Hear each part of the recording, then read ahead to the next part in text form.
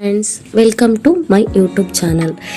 ಇತ್ತೀಚಿನ ದಿನಗಳಲ್ಲಿ ಗ್ಯಾಸ್ ತುಂಬ ಜನರ ಮನೆಯಲ್ಲಿ ಲೀಕೇಜ್ ಆಗುವ ಸಮಸ್ಯೆ. ಪ್ರತಿಯೊಬ್ಬರು ಏನು ಮಾಡಬೇಕೆಂದು ಈ ವಿಡಿಯೋದಲ್ಲಿ ಸ್ಕಿಪ್ ಮಾಡದೆ ನೋಡಿ. ಪ್ರತಿಯೊಬ್ಬರು ಮನೆಯಲ್ಲಿ ಅಡುಗೆ ಮಾಡಲು ಗ್ಯಾಸ್ ಸಿಲಿಂಡರ್ ಅನ್ನು ಬಳಸುತ್ತಾರೆ. ಆದರೆ ಇದನ್ನು ಬಳಸುವಾಗ ಬಹಳ ಎಚ್ಚರಿಕೆಯಿಂದ ಇರಬೇಕು. ಅದರಲ್ಲೂ ಗ್ಯಾಸ್ ಲೀಕೇಜ್ ಆಗುತ್ತಿದೆ ಎಂದು ತಿಳಿದ ತಕ್ಷಣ ಈ ಕೆಲವು ಕ್ರಮಗಳನ್ನು ಕೈಗೊಳ್ಳಬೇಕು. ಕೆಲವೊಮ್ಮೆ ಜನರು ಅನಿಲದ ವಾಸನೆಯನ್ನು ಅನುಭವಿಸುತ್ತಾರೆ, ಆದರೆ ಸೂಕ್ತ ಕ್ರಮ ಕೈಗೊಳ್ಳಲು ವಿಫಲವಾದರೆ ಅಪಘಾತಕ್ಕೆ ಕಾರಣವಾಗುತ್ತದೆ.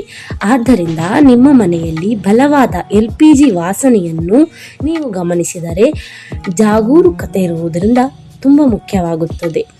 ಆ ವಾಸನೆ ನಿಮಗೆ ಅನುಭವವಾಗುತ್ತದೆ.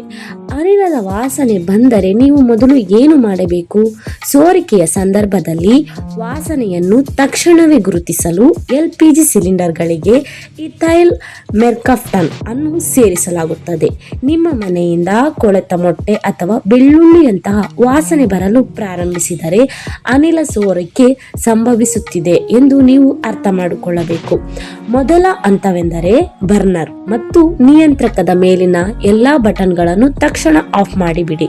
ಅಂತಹ ಸಂದರ್ಭದಲ್ಲಿ ಅನೇಕ ಜನರು ತಕ್ಷಣ ಭಯಭೀತರಾಗುತ್ತಾರೆ. ಆದ್ದರಿಂದ ಅನಿಲ ಹೊರಬರಲು ಮನೆಯ ಎಲ್ಲಾ ಕಿಟಕಿಗಳು ಮತ್ತು ಬಾಗಿಲನ್ನು ತೆರೆದು ಇಡಿ. ಸಿಲಿಂಡರ್ ಅನ್ನು ನಿರ್ವಹಿಸುವಾಗ ನೀವು ಈ ವಿಷಯಗಳನ್ನು ನೆನಪಿಟ್ಟುಕೊಳ್ಳಬೇಕು. ಅನಿಲದ ವಾಸನೆ ಮುಂದುವರಿದರೆ ನಿಯಂತ್ರಕವನ್ನು ತೆಗೆದುಹಾಕಿ ಮತ್ತು ಸಿಲಿಂಡರ್ ಮೇಲೆ ಸುರಕ್ಷತಾ ಕ್ಯಾಪ್ ಅನ್ನು ಇರಿಸಿ. ಮಕ್ಕಳನ್ನು ಅನಿಲ ಪ್ರದೇಶದ ಬಳಿ ಬಿಡಬೇಡಿ. ಸಿಲಿಂಡರ್ ಅನ್ನು ದೀರ್ಘಕಾಲದವರೆಗೆ ಬಳಸಲು ಸಾಧ್ಯವಾಗದಿದ್ದರೆ ನಿಯಂತ್ರಕವನ್ನು ತೆಗೆದುಹಾಕಿ ಮತ್ತು ಸಿಲಿಂಡರ್ ಅನ್ನು ಒಣ ಸ್ಥಳದಲ್ಲಿ ಇಡಿ. ಮತ್ತೆ ಈ ವಸ್ತುಗಳನ್ನು ಆಫ್ ಮಾಡಿ ಇಡಿ. ನಿಮಗೆ ಅನಿಲ ವಾಸನೆ ಬಂದರೆ ಸುತ್ತಮುತ್ತಲಿನ ಯಾವುದೇ ಜ್ವಾಲೆಗಳು, ಮೇಣದ ಬತ್ತಿಗಳು, ಧೂಪದ್ರವ್ಯ ಕಡ್ಡಿಗಳು ಮತ್ತು ದೀಪಗಳನ್ನು ನಂದಿಸಿ. ಬೆಂಕಿ ಕಡ್ಡಿಗಳು ಅಥವಾ ಲೈಟರ್ಗಳನ್ನು ಬೆಳಗಿಸಲೇಬೇಡಿ. ವಿದ್ಯುತ್ ಸ್ವಿಚ್ಗಳನ್ನು ಆನ್ ಅಥವಾ ಆಫ್ ಮಾಡದಂತೆ ಎಚ್ಚರ ವಹಿಸಿ, ಏಕೆಂದರೆ ಅವು ಕಿಡಿಕಿಡಿಯಾಗಿ ದೊಡ್ಡ ಸ್ಫೋಟಕ್ಕೆ ಕಾರಣವಾಗುತ್ತದೆ. ಸಿಲಿಂಡರ್ ಬೆಂಕಿ ಹೊತ್ತಿಕೊಂಡರೆ ಮೊದಲು ನಾವು ಏನು ಮಾಡಬೇಕು? ಅನಿಲ ಸೋರಿಕೆಯಿಂದ ಸಿಲಿಂಡರ್ ಬೆಂಕಿ ಕಾಣಿಸಿಕೊಂಡರೆ ಭಯ ಪಡಬೇಡಿ.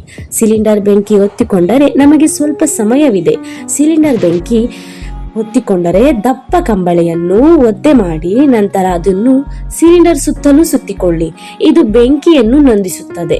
ನಂತರ ತಕ್ಷಣ ಸಹಾಯವಾಣಿ ಸಂಖ್ಯೆ 1906ಗೆ ಕರೆ ಮಾಡಿ. ತಿಳಿದಿರಲ್ಲ ಫ್ರೆಂಡ್ಸ್, ಗ್ಯಾಸ್ ಬಳಸುವವರು ಲೀಕೇಜ್ ಆದರೆ ತಕ್ಷಣ ಏನು ಮಾಡಬೇಕೆಂದು ಈ ವಿಡಿಯೋವನ್ನು ಸ್ಕಿಪ್ ಮಾಡದೆ ನೋಡಿ, ಆಯ್ತಾ? ಓಕೆ ಫ್ರೆಂಡ್ಸ್, ಇಂತಹ ಇಂಟ್ರೆಸ್ಟಿಂಗ್ ಸುದ್ದಿಗಳೊಂದಿಗೆ ನಿಮ್ಮ ಮುಂದೆ ಬರುತ್ತೇನೆ. ಧನ್ಯವಾದಗಳು ಸ್ನೇಹಿತರೆ.